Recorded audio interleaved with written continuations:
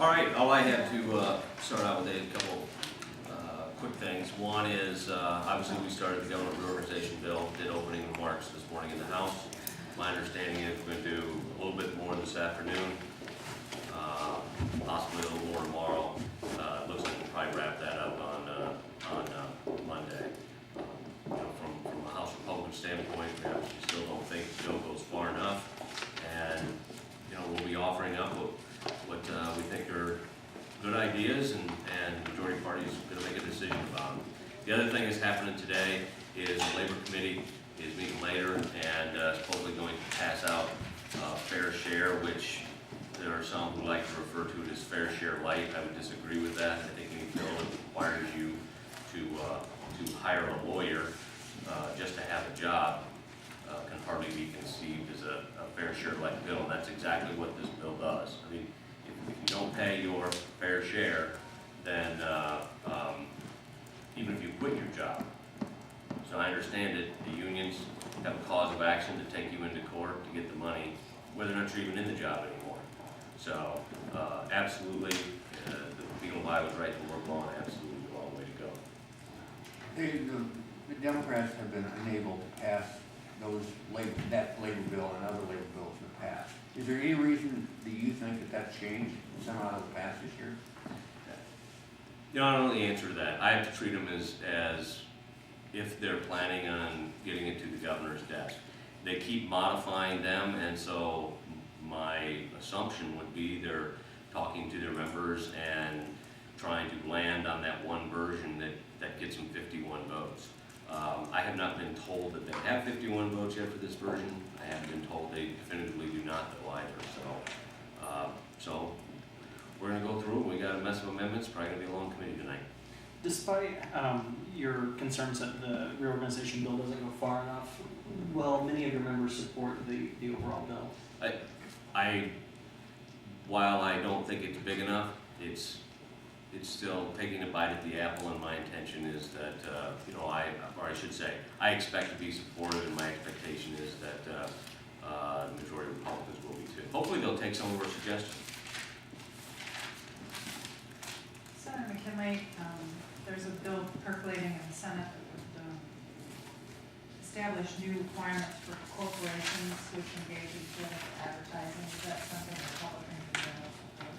Well, we will have to look at the bill, but the early characterization of that, it appears on the surface to be a bill that would literally make it impossible for corporations to participate by placing onerous burdens on them. I think if there is going to be legislation dealing with that question, it should apply to corporations and unions equally. There should be an level playing field. The advocates say it does. Well, of course, the advocates say it would, but we'll have to see the details. From what I understand, it would require the CEO of the corporation to sign off on that.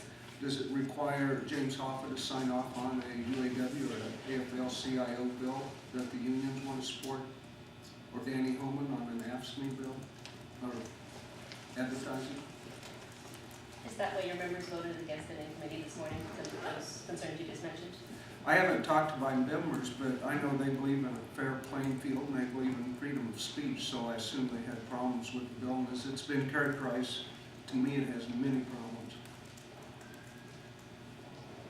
Are there any limits that you would support? Limits on Corporations and their political speech? Well, I think if we believe in freedom of speech, we believe in freedom of speech for all. So I wouldn't place any limit on a corporation that I wouldn't place on a union. The bill prohibits foreign corporations from contributing to American political campaigns. Would you support that? I would have to, I'm not aware of any foreign corporation contributing to Iowa campaigns, but I would look at the bill in its totality, and from what I understand, the bill has enough problems that while there may be a good section or two in it, that the bill is, on its surface, a bad piece of legislation. Iowa law already prohibits foreign corporations, unions, individuals, and we can't accept corporate contributions. And of course, without campaign finance laws today. But there's a Supreme Court that has change. I was campaign finance law changed, but that's a Supreme Court decision. Not that piece of it though. The only thing that changed was that the campaign finance laws, I'm not even sure about this, may be silenced to corporations. I'm not sure about that, because I believe what it says is you can't take out of country money. But I'll have to see if it actually enumerates who. If it enumerates who, then yeah, corporations may not be covered. But Iowa campaign finance laws today say $4 or otherwise.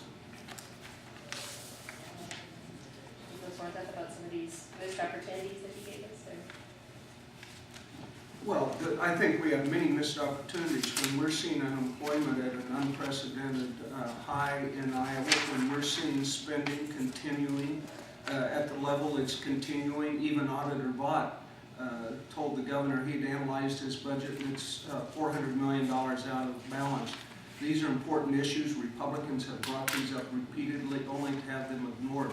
We think we need to be talking about jobs, protecting property taxpayers, and getting runaway spending under control. And we're still spending at, we have, this governor and this legislature has an addiction to spending. And we try to rein them in with sensible legislation, and we can't even get the debate started.